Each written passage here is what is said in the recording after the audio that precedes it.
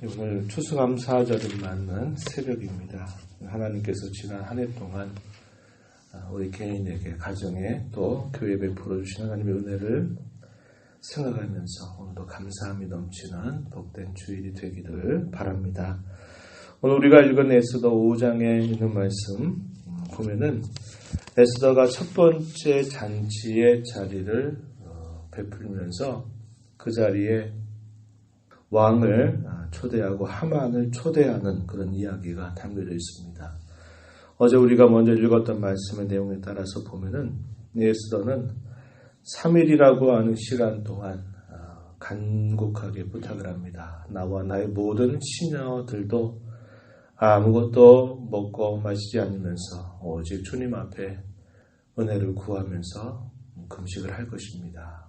이 수산에 있는 모든 유다인들에게 동일하게 3일 동안 나와 함께 금식을 하면서 하나님께 구해달라라고 하는 신앙의 결단을 내리고 이제 왕 앞에 서겠다라고 하는 결심을 한 바가 있습니다.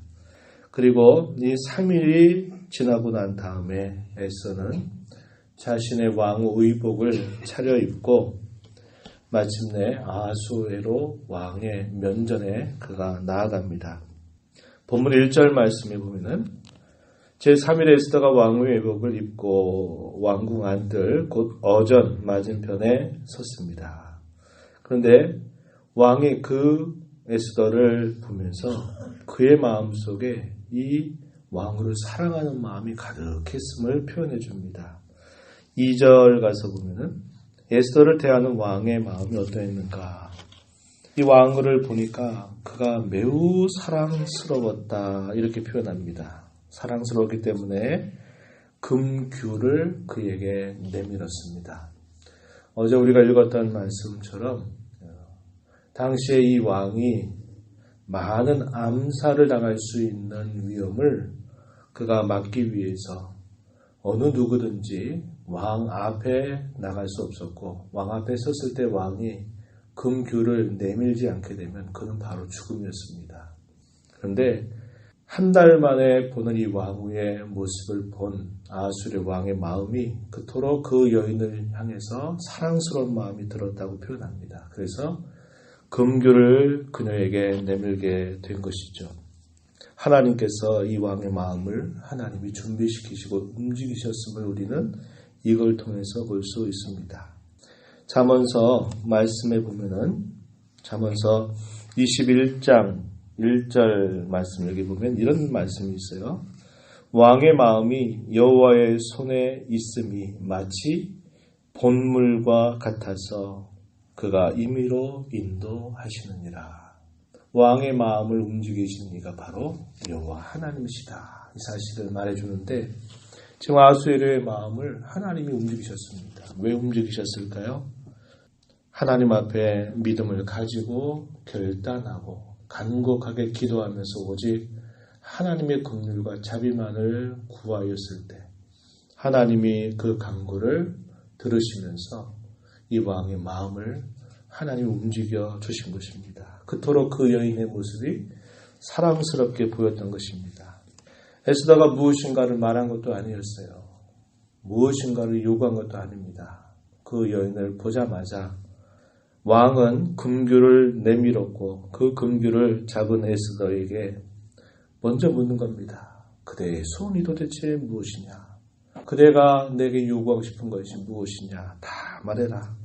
내가 이 나라의 절반이라도 내가 당신에게 떼어 줄 것이니 무엇이든지 원하는 대로 구하라. 이렇게 말하는 겁니다. 이 에스더가 여유를 가지고 있어요. 왜 그렇습니까? 하나님 그의 심령 속에 평안을 주신 것입니다. 모르드게도 마찬가지예요.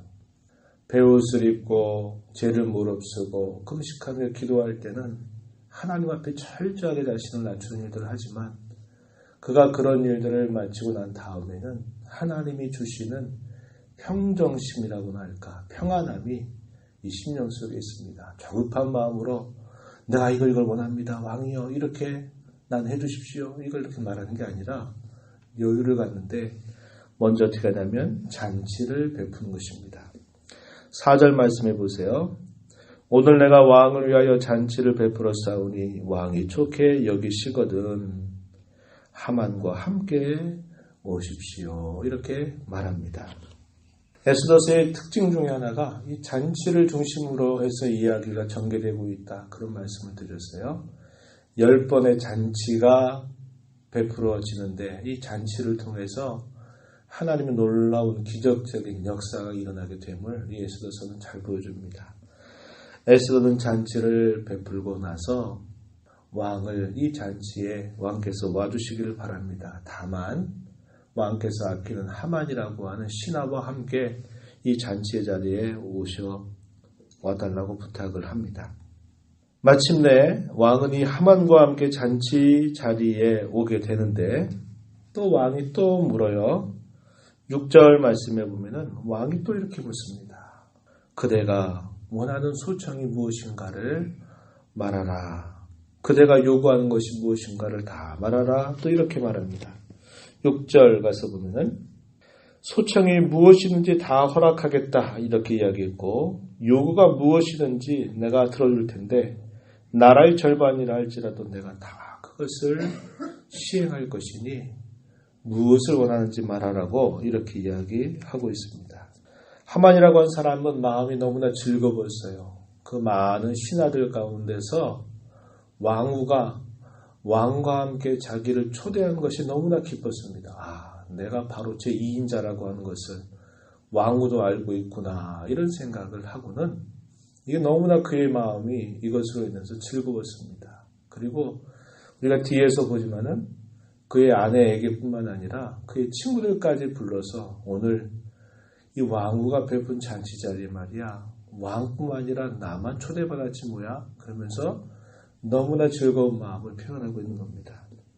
왕후는 또 묻는 왕을 향해서 또 한 번 여유를 가지고 이야기합니다. 어떻게 이야기합니까? 8절에 보니까 내가 왕과 하만을 위하여 베푸는 잔치에 또 오소서.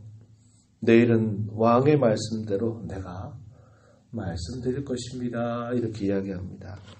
그러니까 잔치를 이미 그날 잔치에 왕과 하만을 초대하였고 또 내일 잔치를 베풀 테니 또 내일 한 번 더 와달라고 이렇게 이야기를 하는 것이죠. 그날 밤 어떤 일이 있습니까? 하만의 마음이 너무나 즐거웠던 것입니다. 자기가 얼마나 큰 영광을 누리고 있는지, 자신들의 자손들이 얼마나 많이 있는 것인지, 그리고 왕이 자기를 그 많은 신하들 가운데서 자신을 높여주는 것을 인해서 그의 심령이 너무나 기뻤고 그걸 자랑한 것입니다. 그런데 한 가지 기분 나쁜 일이 하나 있었어요. 이게 뭐냐면 모르드게를 만나는데 이 모르드게가 여전히 그에게 예전과 똑같은 뻣뻣한 태도를 취해 보인다 하는 겁니다. 9절 말씀에 한번 보세요. 그날 하만이 마음이 기뻐 즐거이 나오더니 모르드게가 대궐 문에 있어 일어나지도 아니하고 몸을 움직이지도 아니하는 것을 보고 매우 노했다. 이게 하나 그의 마음속에 아주 기분 나쁜 일이었습니다. 모르드게도 3일 전까지 뭐 했나요? 베옷을 입었고 죄를 무릅쓰고 하나님 앞에 간절하게 기도하는 일을 했습니다. 다른 모든 것들을 안 하고 에스더의 요청, 의복을 갖다 주면서 옷을 갈아입으라고 해도 그것조차도 다 거절합니다. 왜 그럴까요? 하나님 앞에 철저하게 매달리고 의지하는 그의 태도를 보인 겁니다. 그리고 나서 3일이 나고 난 다음에 에스더도 평정심이 있었고 또 모르드게도 그 마음속에 평정심이 있은 겁니다. 그래서 평상시처럼 똑같이 자신의 일을 감당하는 거죠. 대궐에 자기에게 주어진 임무를 감당하는 이 모르드게의 모습을 본 겁니다. 그런데 하만은 그걸 보고 다른 게 중요한 게 아니라 자기에게 무릎 꿇고 절하지 않는 뻣뻣한 이 모르드게의 태도가 여전히 불만스러웠던 것입니다. 그래, 너 두고 보자. 이런 마음을 갖고 집으로 돌아가서 자신의 친구들을 불러들이고 그의 아내에게 그날 있었던 일들을 쭉 설명을 하는 것입니다. 11절 말씀, 자기의 큰 영광과 자녀가 많은 것과 왕이 자기를 들어 왕의 모든 지방관이나 신하들보다 높인 것을 다 말했다. 이렇게 표현하죠. 그러면서 내일 또 청함을 받았다고 이렇게 말합니다. 그러나 이 모르드게에 대한 불만을 이야기하는데 13절에 그러나 유다 사람 모르드게가 대궐 문에 앉은 것을 보는 동안에는 이 모든 일이 만족하지 아니하도다. 모르드게는 기분 나쁘다 이거죠. 그러니까 조언을 해줍니다. 어떤 조언을 해주냐면 약 25m가 되는 나무를 세우십시오. 그리고 그 나무 위에다가 내일 왕에게 저 모르드게를 나무에 달게 해달라고 요청하라고 조언을 해주는 겁니다. 14절 보세요. 높이가 50규빗 되는 나무, 1규빗이 팔꿈치까지입니다. 대략 한 50cm 정도를 잡으면 돼요. 그래서 50규빗 하니까 한 25m가 되는 높은 장대를 만들라는 거죠. 50규빗 되는 나무를 세우고 내일 왕에게 모르드게를 그 나무에 매달기를 구하고 왕과 함께 즐거이 잔치에 가소서. 조언을 한 겁니다. 하만이 듣고서는 너무 기분이 좋았어요. 그래, 너 모르드게 내일은 너 끝장이다. 너 드디어 너 나무에 수치스럽게 매달릴 것을 너는 봐라. 이렇게 하면서 그날 밤을 보내게 된 것입니다. 극적인 이야기들이 내일 또 펼쳐지게 될 것인데요. 우리가 이 말씀을 보면서 분명히 생각할 수 있는 것은 뭐냐? 하나님은 언제나 자기 백성들의 편이 되신다는 겁니다. 자기 백성들은 언제나 돌보시고 그들을 구원하시고 지키시는 분이심을 우리는 분명히 신뢰할 수 있어요. 문제는 뭐냐? 그 하나님 앞에 철저하게 자신의 모든 생각들을 내려놓고 하나님께 철저하게 맡기고 결단하고 하나님의 뜻에 순종하느냐 순종하지 않느냐 하는 우리의 문제일 뿐이라는 것입니다. 국가적인 큰 위기 상황을 맞았던 이 유다 백성들은 모르드게뿐만 아니라 그 수산성에 있어서는 모든 유다인들 그리고 심지어는 왕으로 있었던 에스더마저도 하나님 앞에 일치된 단결된 마음을 가지고서 하나님께 긍휼과 자비로 온전히 구하는 그런 자세를 갖게 되자 하나님이 상황을 만들어 가시죠. 그리고 왕의 마음을 움직이시죠. 그리고 에스더와 모르드게에는 평안한 마음을 주신 것입니다. 하나님께서 분명히 해주실 것이다. 이런 확신을 가지고서 나아갈 수 있었던 것이죠. 우리 성도에게 요구되는 것은 그것입니다. 하나님 언제나 저와 여러분을 위하시는 분으로 언제나 함께 하신다는 사실은 확고부동한 사실이에요. 우리에게 요구되는 건 뭡니까? 하나님의 뜻, 하나님께서 기뻐하시는 일, 거기에 믿음으로 결단하고 순종하고 하나님께 온전히 의지하는 일을 우리가 힘쓰게 된다면 우리 모든 삶은 하나님께서 형통한 길로 우리를 인도해 주신다고 하는 것입니다. 우리에게 요구되는 이 사실들을 이들이 보여주는 좋은 신앙의 모습처럼 잘 배우고 또 우리의 삶을 잘 드러내는 우리 모두가 되어서 하나님이 언제나 우리와 함께 하심이 많은 사람들에게 드러남으로 하나님께는 영광이고 우리에게는 기쁨이 될 수 있는 복된 삶을 살아가는 모두가 되기를 축복합니다. 하나님 아버지 감사합니다. 이 새벽 시간에도 저희들을 사랑하셔서 주 앞에 교회를 이루게 하시고 또 하나님께 찬송과 말씀을 또 드리게 하시며 듣게 하시며 이 시간도 주 앞에 기도함으로 이 복된 감사 주의를 맡게 해주셔서 감사드립니다.